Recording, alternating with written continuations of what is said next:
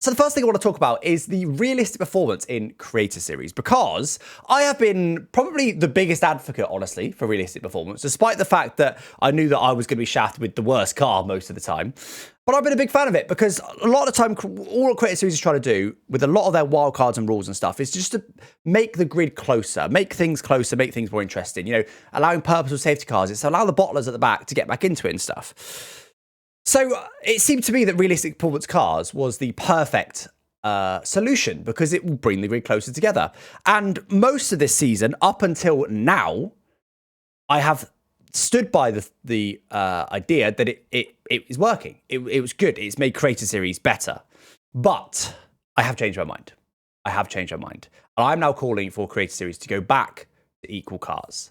First of all, is closer actually better? Because obviously before we had a decent amount of field spread, that's definitely less now. But what I do find is people tend to moan a bit more this season about DRS trains. It's happened the last 3 races in a row now. Brazil was a bit of a DRS train, not as bad as it has been. Qatar was a DRS train, and people were moaning that Mexico was a DRS train. Obviously, I personally didn't find that. People were moaning a little bit about that. And a good chunk of the reason is that the grid is closer.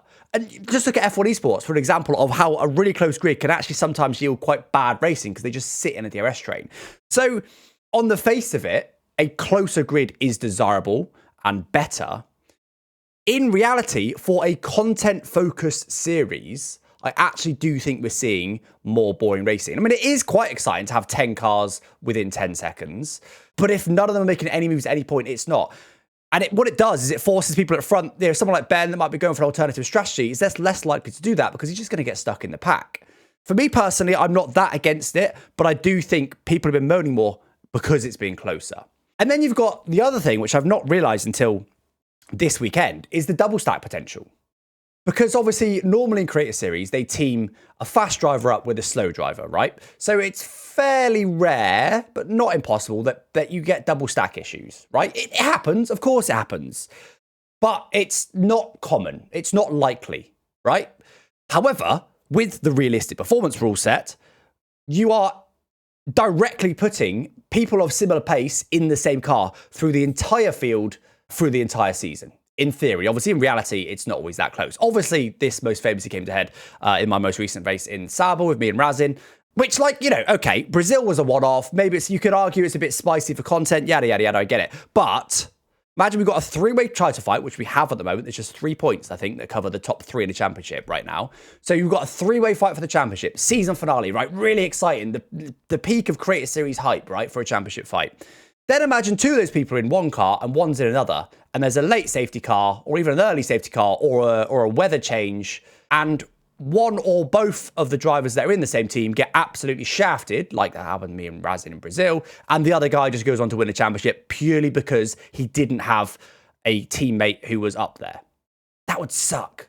Now, I'm not saying it should change this season because I don't agree with it changing the rules mid-season. You could definitely argue that if that did happen in the finale, you maybe put the championship leader in a Sauber, the second place in the championship in a Haas, and the third place in the championship in a V-Carb, just to avoid that. You could definitely do that within the season and still keep the same rule set. But even then, you are meddling a little bit, but it would be with good intentions. So double stack is a massive issue. And if we care about the championship, which I think most of us at the front do, at least to some extent, it's probably not a good thing.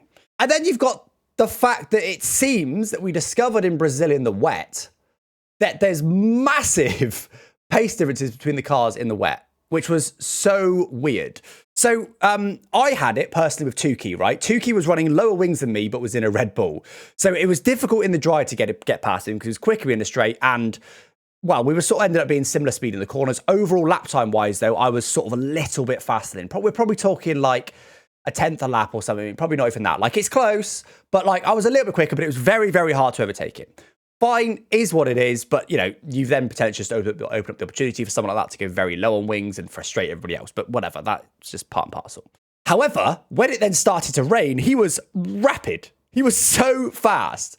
Even though he had low wings in his setup, he was so much faster than me that I just thought it was a no contest. He was like half a second up quicker than me.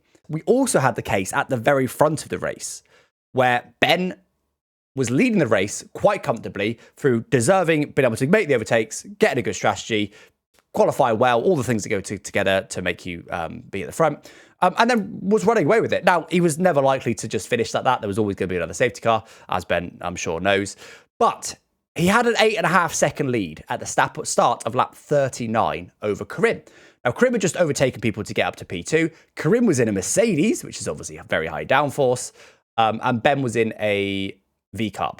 8.5 seconds, lap 39. By lap 49, 10 laps later, the gap was under a second. Karim had gained about 8 seconds on him in 10 laps. You may say that Karim is quicker in the wet, Ben's bad in the wet, the setup suits it, yada, yada, yada, say what you want. I can guarantee you that on equal cars, Karim would not have caught him by 8 tenths a lap, or whatever that works out as, 8 or 9 tenths a lap. It just wouldn't have happened. He may have caught him by, 4 or 5 tenths a lap. But in that case, if he's genuinely catching by 4 or 5 tenths a lap on equal performance, you go, do you know what? Unbelievable drive. Like, wow, that pace in the wet was insane. The drive made a difference. Continue on with the compliments. But as it was just because of the car. I just felt like that kind of sucked a bit. Ben didn't deserve to lose that lead as quickly as he did. Let's take Tukey as an example, right? With the best one in the world, normally, in equal cars, I'm a chunk faster than Tukey, right? I mean, he has had some very strong rounds this season, and I do think he's improving quite a lot, but I would normally be faster than Tukey, right? And he would very, very rarely be able to really beat me across a race, right? It's very unlikely to happen. So great. Realistic performance brings Tukey back into it. I'm not against that. But I don't think it should ever really be the case that realistic performance enables drivers who are slower to be actually faster than the guys who should be at the front. It should never be, not never, because you're going to get the odd anomaly, and maybe Brazil was an anomaly, but it should never be that someone who isn't at the sharp end is just genuinely just dominating because they're just too fast, basically, right? Which is to say, I know Tukey didn't dominate, but I could not compete with him. I could not compete, and the reason I couldn't compete was because I had a bad car. So with all that in mind, I'm against it now. I think Creator Series is better on equal. I do think Creator Series should keep innovating. I do support still Creator Series' decision to try it for this season. And I'm all for it to be wildcard, especially earlier in the season before we get into the real tight championship rounds at the end. I do think it should be brought back as wildcards in the future. But I do think the default should be equal. I think we get more natural racing. I think we get better racing. And I think we get better content. Yeah, you're good in the rain, Krim, like I said, if you've got equal cars, you're gaining 4 tenths a lap, you go, yeah, fair play, that's unbelievable. When you haven't got equal cars, you go, oh, nice car, mate. You know what I mean? That's the point. It takes the content away from it. Everyone watching that goes, oh, well, he's in a Mercedes. Like, it just completely takes the shine off what you were able to do in the wet. Realistic championship on a separate day, more content, more fun, can't complain. Maybe. I mean, that is what they originally proposed, and quite a few people did express keenness. I just wonder at what point you start diluting down Creator Series a little bit. I'm not against it necessarily. I think something that's interesting would be to do a 10 race championship, a different, you call it a special event, and you could even try and do it across, maybe a couple of weeks or something in an off season. You could do it so that 10 race season, everyone has to run each car once, right? And you pre-organize who runs what car at what track or whatever, because obviously otherwise you end up at the end, like someone needs a Sauber and there's no Saubers available. But so you have to pre-organize who gets what car in what round. But over the season, I would have to drive every single car. Now, obviously, I'd be hoping to win in something like a McLaren, probably also a Mercedes, Ferrari, and Red Bull as well. However, in the Sauber, let's say in that Sauber round, I was able to get a podium. I'm then looking really good for the championship. You see, I think that's quite interesting and exciting. It wouldn't be 100% distance races. You're probably talking at 25% distance races, I suppose. You could do maybe you could probably do three per event, make it a 3-event series. Do 4 in the finale, something like that. I'd really enjoy that. I think that'd be fantastic. And this is what I mean by I think Creator Series should continue to innovate and do things differently. I just don't think that. I no longer think realistic performance is right for the main thing. Anyway, that's just a random idea I throw out there. Do you know what's weird though? Because I do feel for the guys that are like normally at the back, because it has enabled them to compete much more at the front. Matt 212 is a great example of that in Brazil. As much as I feel like he should be doing better than he is, he clearly isn't as good as I hoped he was. And him being in McLaren allowed him to compete. He was fighting for the win effectively, fighting for podium at the very front, right to the last laps. So, but that's fantastic. Obviously, the ideal would be to be able to add ballast, right? That's what we really want. Realistic performance cars is a nice idea if the lap times happen to work out. In Creator Series, it just happens to work out. You could never run realistic performance in PSGL Tier 1 or even Tier 2 or esports or whatever because it's just too much. A second lap between the cars is way too much. Bit of ballast, though, would be really interesting. I think that'd be amazing. If you could add 10 kilos or 20 kilos to my car and leave Tukey with no ballast, or Matt 2 and 2 and no ballast. That'd be amazing. That'd be really good. Past 2 races, I wanted a slower car because I know in my heart a good performance to me won't mean as much in a good car. Yeah, exactly. So it's literally, even though this is enabling you to fight a bit harder at the front, it's actually detracting from your content in a weird way. But then I argue Matt 2 and 2 had better content by being in the McLaren. 250% races, 1 equal 1 realistic. I don't think it's necessary. I'd be keen for 250%, so I like the idea that someone suggested that the sprint is reverse championship order, realistic performance, but equally, it was a long-ass stream on Saturday. I don't think anyone wants to do a sprint every single weekend with a 100% distance race. I think a 100% distance sprint, reverse championship, realistic performance, combined with a 50% distance feature race, I think could be interesting. But the fast drivers have a slight disadvantage with tyre pressures. Yeah, I mean, so one of the things I initially suggested actually to the management of Creator Series was a bit more like the MotoGP concession system. If you are in Group D, right, and you got the most free rule set, you can update your engine during the season. You can run your race riders in tests. You can do more tests. You can have more wildcards to get your test riders to race. Things like that, right? But then if once you've won a couple of races, you start to lose these benefits. And like total number of tyres for testing across the season, that kind of thing, right? You start to lose these. I do think there's something in that potentially. I do think next season we should probably just go back to equal. The season after that, you could look at doing some sort of concession type system where you say, I have to start races with max fuel if I've won a race. If I've won 2 races, I can no longer, I'm locked to max tire pressures or something. Just I don't know, that's not the best. But, I was going to say you could lock someone's wings, but I don't think that's really that fair.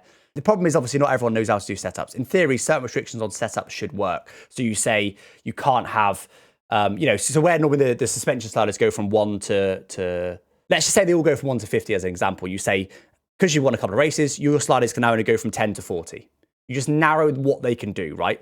That in theory would work. In reality, obviously, a lot of people don't make their own setups, so that's difficult to do. But yeah, I don't know. Yeah, too complex. You may be right. You may be right. Maybe it's too complex. But Gillon changes his mind once Matt 2 and 2 start to cook. It's tough out here. Hey, I still beat him though in a Sauber, so he's still washed.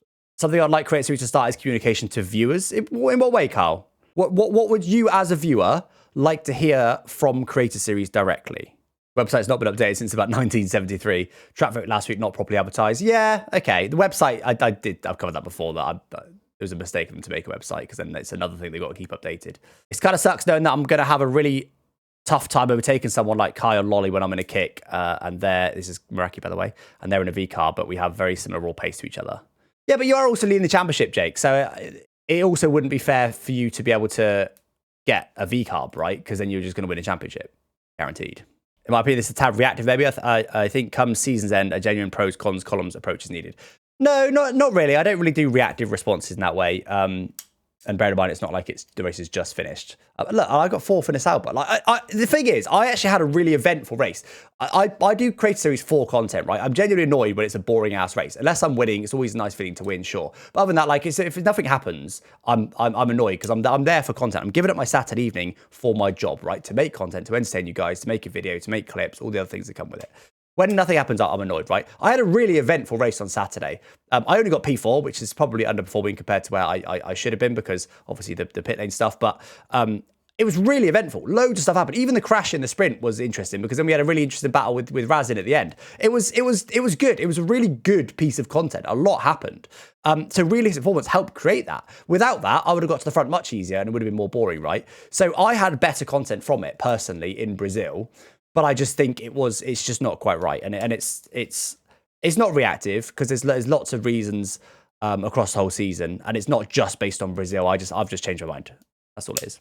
Vince's win, yeah, I do agree. Yeah, I don't think it detracts completely from the good results, but yeah. Well, there we go then. Let me know what you thought down in the comments about my thoughts on realistic performance. As I said, I've personally changed my mind. I feel like I've got fairly valid reasons for that. I don't think it's a knee-jerk reaction, but let me know what you think down in the comments, guys, and I'll catch you next time. Thanks for watching. Bye bye.